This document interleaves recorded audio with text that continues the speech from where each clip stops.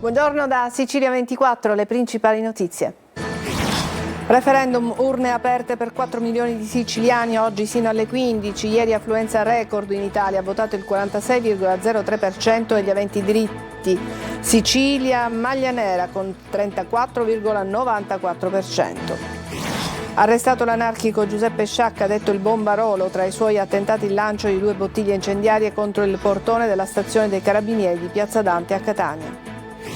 Palermo, raid armato nel deposito Sicily by Car, in 4 sparano contro un'auto parcheggiata e fuggono, si indaga per intimidazione legata al racket, un gesto inspiegabile per il patron Tommaso Dragotto. Lavoratori ex Almaviva, i sindacati chiedono un intervento immediato del governatore Schifani dopo 3 anni senza soluzioni su ricollocazioni e lavoro. Mercoledì presidio davanti alla Presidenza e alla Regione a Palermo. A Catania condizioni di abbandono per il campo scuola del quartiere Picanello con infiltrazioni d'acqua nella palestra ed evidenti carenze strutturali. La primavera tarda ad arrivare in Sicilia, previsto ancora il freddo con instabilità per giorni a causa di un blocco anticiclonico nel nord Europa. Calcio Serie C, oggi al Massimino arriva il Casarano nel debutto sulla panchina di Viali. Il neoallenatore rossazzurro punta alla concretezza per ottenere i 3 punti. 2 vittorie interne, entrambe per 2-1 di Siracusa e Trapani.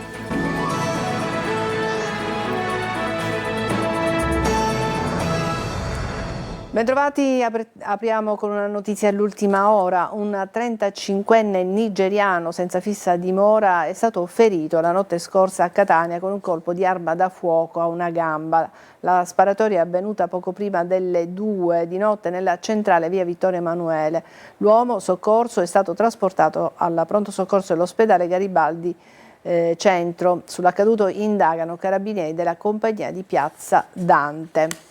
Adesso parliamo del referendum, urne si sono riaperte questa mattina per la seconda giornata di consultazioni elettorali. Ieri l'affluenza è stata record in Italia, ha votato il 46,03% degli aventi diritto. La Sicilia però è maglia nera con il 34,94%. Si vota per tutta la mattinata di oggi e fino alle 15, poi inizierà lo spoglio. Tonino De Mano. Urne riaperte alle 7 di questa mattina per la seconda giornata di consultazioni per il referendum costituzionale sulla riforma della giustizia. Affluenza boom ieri con la percentuale dei votanti che ha di poco superato il 46%, esattamente il 46,03%, è il dato più alto mai registrato per un referendum articolato in 2 giorni.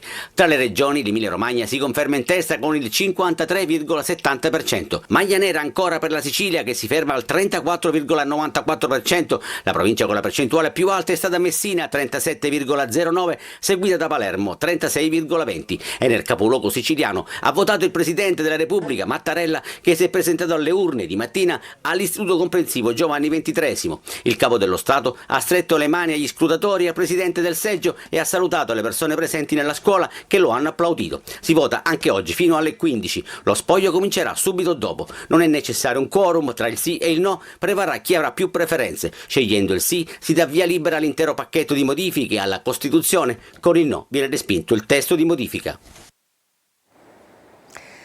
La Digos della Questura di Catania ha arrestato il catanese Giuseppe Sciacca di 47 anni, ritenuto esponente di spicco dell'area anarchica in cui è noto come il Bombarolo.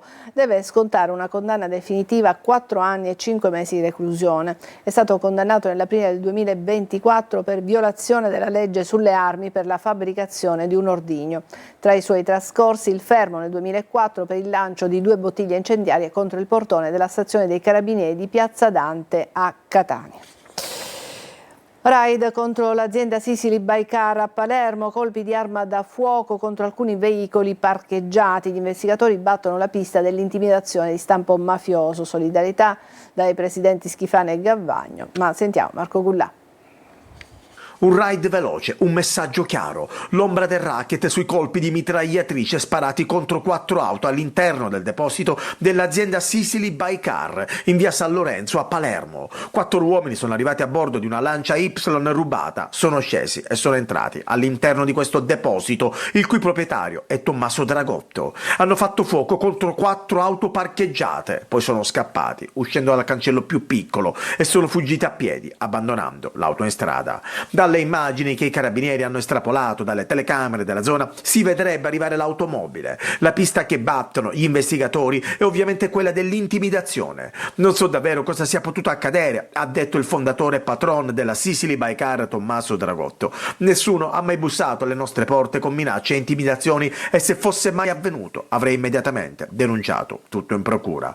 Solidarietà, Dragotto, da parte del presidente della regione, Renato Schifani. La Sicilia non può e non deve piegarsi alla violenza e alle minacce, ha detto il governatore. Le istituzioni saranno sempre al fianco di chi opera nel rispetto della legalità. Gli fa eco il presidente dell'Ars, Gaetano Galvagno. Confido nel lavoro degli investigatori, ha detto, già impegnati con professionalità anche attraverso l'analisi dei sistemi di videosorveglianza per individuare rapidamente i responsabili e assicurarli alla giustizia. Lavoratori ex Almaviva, futuro ancora incerto, i sindacati chiedono l'intervento del presidente Schifani. La situazione è critica, scrivono in una nota. Anche il riferimento al numero unico europeo 116-117 che non garantirebbe, dicono, il riassorbimento dei lavoratori. Orazio Longo. A questo punto chiedono l'intervento diretto del presidente della regione Schifani. Dopo 3 anni di attesa e dopo un nuovo incontro con l'assessore alla salute, i sindacati tornano a sollecitare interventi risolutivi sulla vertenza dei lavoratori ex Almaviva. Le organizzazioni sindacali, che già una settimana fa avevano chiesto un coordinamento politico e di conoscere le prospettive concrete del programma di digitalizzazione delle cartelle cliniche, spiegano di non aver ottenuto le rassicurazioni che cercavano anche in merito al numero unico europeo 116-117 relativo alle cure mediche non urgenti, che è stato sì formalmente adottato, ma che non produrrebbe, secondo i sindacati, alcun avanzamento sul piano occupazionale né garantirebbe il riassorbimento dei lavoratori. Particolarmente critica è la situazione legata alla ricollocazione dei dipendenti che avevano prestato servizio sul numero 1500 durante l'emergenza sanitaria. Una proposta iniziale di riassorbimento, pur discussa in sede ministeriale, è stata inspiegabilmente ritirata, si legge nella nota firmata dai sindacati, che ora respingono ulteriori coordinamenti tra assessorati e chiedono un intervento diretto e risolutivo del presidente della regione, che assuma piena responsabilità politica dell'avvertenza, dicono, e garantisca soluzioni certe e tempi definiti. Per mercoledì è annunciato un presidio davanti alla presidenza della regione in piazza Indipendenza. E adesso a Catania vi mostriamo le condizioni di abbandono del campo scuola di Picanello. Tonino De Mana. Il gesto atletico è perfetto, tutto il resto no. Agli appassionati non saranno sfuggite almeno 3 cose: la vecchia sedia a terra per misurare la lunghezza del lancio, le immancabili erbacce nei pressi della pedana e la totale assenza della rete di protezione, in gergo chiamata gabbia. Ho visto anche una sedia lì. Che cos'è? Il punto di riferimento per diventare forte. Martello e disco, le discipline penalizzate al campo scuola di Picanello, che nonostante il restyling mostra segni inequivocabili di abbandono. Ad eccezione di una dignitosa pista di atletica, infatti, la struttura non soddisfa gran parte degli sportivi. L'impianto di illuminazione non è tenuto da una cabina che ci permette di accenderlo tutto, e andrebbe anche sistemato l'impianto di irrigazione qui, perché l'impianto di irrigazione praticamente funziona con la pioggia. Piove dentro la palestra e l'umidità fa il resto. In quest'angolo sono state ammassate le attrezzature, molte arrugginite, sbarrando di fatto l'accesso ai servizi igienici. Bagni della palestra che non si possono usare, gli attrezzi in stato di decomposizione. Devo dire che la situazione è critica, perché sapete bene quanto tempo abbiamo impiegato per riaprire il campo scuola di Picanello dopo i lavori di ristrutturazione. Risultato finale: abbiamo la palestra che praticamente è in queste condizioni, perché piove dentro e da anni è rimasta interdetta quest'area, compreso il bagno, e come potete notare l'hanno interdetto con questi strumenti che ora sono inutilizzabili. Addirittura peggiori le condizioni del magazzino, con vistose crepe nelle pareti. Non vorrei che questa palestra divenisse un peso per il comune di Catania. Tra gli alberi, le cui chiome sarebbero da sfoltire, sventola il tricolore. Il verde ed il rosso si riconoscono, il bianco non c'è più. Tranquilli, è la bandiera dell'Italia, non del Portogallo. Camporotondo Etneo nel Catanese è uno degli 11 comuni italiani che sono stati premiati con 3 tartarughe dall'associazione Plastic Free. Con le nostre telecamere siamo andati a vedere come si diventa un comune virtuoso che ha cura per l'ambiente. Emanuela Corsi. Il Comune di Camporotondo viaggia ormai da anni, anche prima della mia amministrazione, su una percentuale di raccolta differenziata dell'82%. Noi come amministrazione ci stiamo impegnando a migliorare la qualità della differenziata. A Camporotondo Etneo, paese di circa 5.000 abitanti della provincia di Catania, il tema dell'ambiente è fortemente sentito da amministrazione e cittadini. Il Comune è uno degli 11 premiati a livello nazionale con 3 tartarughe, massimo riconoscimento assegnato dall'associazione Plastic Free alle amministrazioni che si sono distinte per la lotta contro l'abbandono dei rifiuti, per la promozione di comportamenti responsabili e per una gestione virtuosa del territorio. Come si diventa comune plastic free? Si diventa con la collaborazione della comunità e di tutta l'amministrazione, sensibilizzando e riuscendo a ridurre il consumo di plastica monouso. Il buon esempio parte da qui, da Palazzo di Città, dove il caffè si beve rigorosamente in bicchieri biodegradabili. Abbiamo le cialde biodegradabili e i bicchieri riciclabili. Questo è stato un grosso sacrificio, anzi ringrazio i dipendenti per aver aderito. Abbiamo tolto le macchinette, i distributori. Ci siamo adeguati, prima noi e poi i cittadini. Sempre in municipio sono state installate le colonnine dell'acqua, che troviamo anche nella scuola del paese. In questi 2 anni abbiamo svolto molte attività di sensibilizzazione con la scuola, al di là delle colonnine per l'acqua, anche all'esterno, anche giornate di pulizia. Facendo un giro per le vie del paese troviamo una macchinetta mangiaplastica. I cittadini vengono con le loro bottiglie di plastica, scaricano tramite la scannerizzazione del QR code l'app, conferiscono le bottiglie e nell'app vengono caricati degli ecopunti. Ad un tot di ecopunti corrispondono dei buoni che paga il comune, che possono spendere nelle attività locali. Non manca l'attenzione e la cura per gli amici a 4 zampe. Per le vie del centro ci sono le dog toilet, per consentire ai cittadini di conferire in maniera ordinata e pulita le direzioni dei nostri amici animali. A contribuire al punteggio che ha premiato Camporotondo Etneo, la lotta alle microdiscariche. Un sistema di videosorveglianza e fototrappole ha permesso di identificare diversi incivili che sono stati multati. Adesso una breve pausa, tra poco.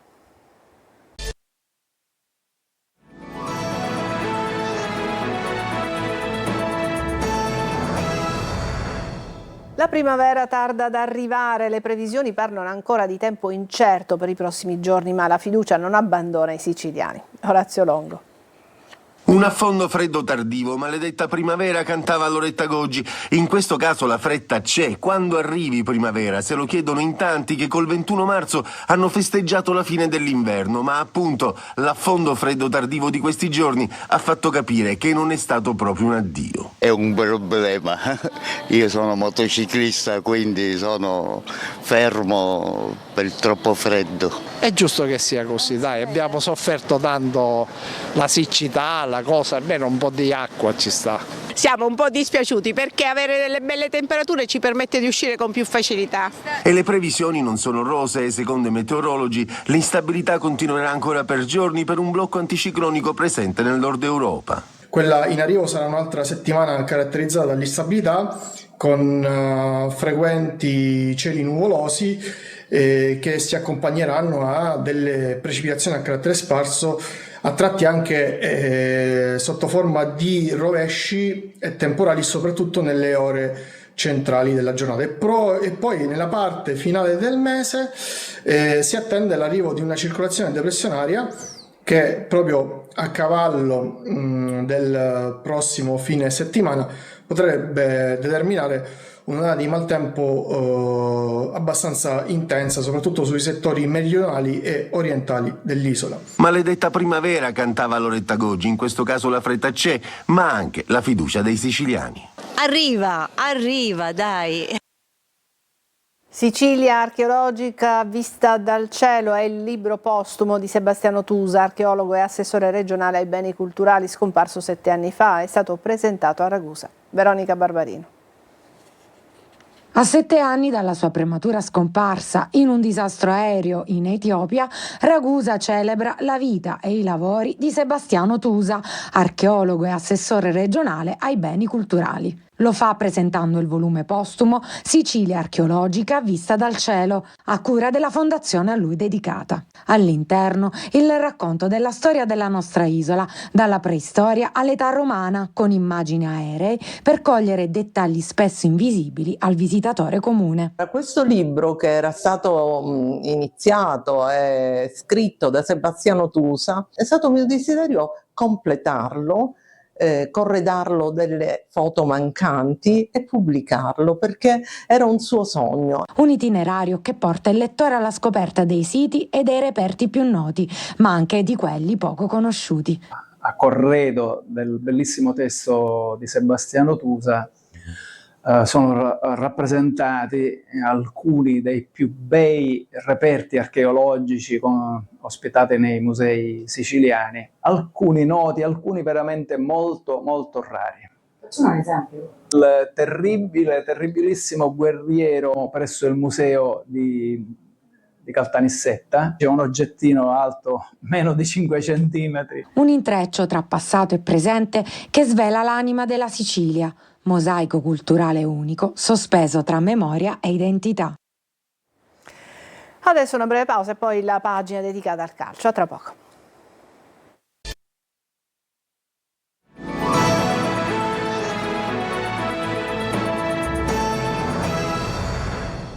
Eccoci al calcio. Oggi il Catania giocherà in casa contro il Casarano. Sarà la prima di Viali in panchina. Torna fra i convocati Cicerelli. Marco Carli. Non posso pretendere che si cambierà completamente modo di essere. Non ho la presunzione in 5 giorni di insegnare nulla a nessuno, ma mi interessa che la squadra scenda in campo con le idee chiare. Niente rivoluzioni, ma essere pronti al cambiamento. La flessibilità resta il punto nodale della filosofia di Viali. Difesa 3 che potrebbe essere la veste tattica della prima partita, ma appunto con l'elasticità che vuole il tecnico all'inizio o a gara in corso. Ci sarà Cicerelli che torna tra i convocati, Forte invece dovrebbe rientrare la settimana prossima in gruppo, mentre Caturano, che resta l'unica punta di ruolo, partirà dal primo minuto. Ecco cosa Viali chiederà al gruppo. Una squadra che ricerca le richieste che sono state decise per questa partita, ma nello stesso tempo che sia libera di esaltare le qualità del singolo. Sentimento e emozione, dice Viali, quando gli chiedono cosa cerca nei suoi, ma alla fine ciò che conta, lo ribadisce, è la concretezza. Non dimentichiamo che il focus è il risultato, non siamo qui a vendere poesia.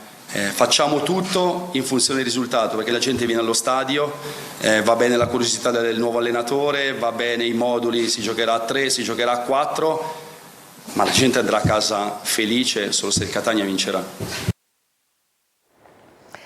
Siracusa batte in rimonta il Picerno per 2-1 e mantiene accese le speranze di salvezza. Decidono nel secondo tempo le reti di Arditi e Guidenvilcius, che risponde al vantaggio lucano di Abreu. Marco Petrolito.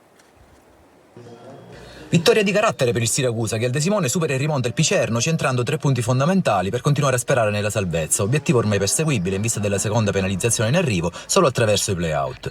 Avvio tutto azzurro, al secondo Di Paolo chiama l'intervento Marcone, decisivo anche poco dopo su Cancellieri. Il Siracusa spinge, crea ma non concretizza e dopo l'occasione sprecata all'11° sul cross di Canutè per Salvo che di testa manda incredibilmente al lato, a colpire è proprio il Picerno. E il 30° cross basso di Canutè e girata vincente di Abreu con Farroni che tocca ma non riesce a respingere. Il Siracusa fatica a reagire ma in avvio di ripresa, dopo meno di un minuto di gioco, Valente mette un pallone perfetto in area e Arditi di testa firma il pareggio. Sull'1-1 gli azzurri prendono coraggio e assediano la metà campo avversaria, ci provano nell'ordine Frisenna e Di Paolo, ma il gol non arriva. Al minuto 88 però il forcing degli Aretusei viene premiato, il centrocampista lituano Gudelevicius si rende protagonista di una grandissima azione personale, salta 2 uomini e con il sinistro firma il 2-1 che fa esplodere il De Simone. Ma non è ancora finita, nel recupero Ferroni salva il risultato parando su Canutè, mentre dall'altra parte Sbaffo sfiora il tris per un Siracusa che vince col cuore e tanta determinazione. La corsa salvezza per i Leoni è ancora aperta. E dopo un mese il Trapani torna al successo battendo il Potenza per 2-1. Franco Camarasano. Torna al successo il Trapani, non succedeva dal 21 febbraio, 2-0 sulla Cavese. A farne le spese il Potenza, probabilmente con la testa alla gara di ritorno di Coppa Italia con Latina il prossimo 1 aprile. Nel primo tempo però gli ospiti hanno sfiorato in più occasioni il vantaggio, trovando però sulla loro strada un Galeotti in vena di prodezze. Al 18° respinto in angolo una conclusione di Petrungaro, ripetendosi poi al 23° su una conclusione ravvicinata di Selleri su un angolo calciato di Agiapong. Trapani pericoloso al 31°, stavolta è stato Cucchietti chiamato ad una difficile parata su tiro di Ortisi.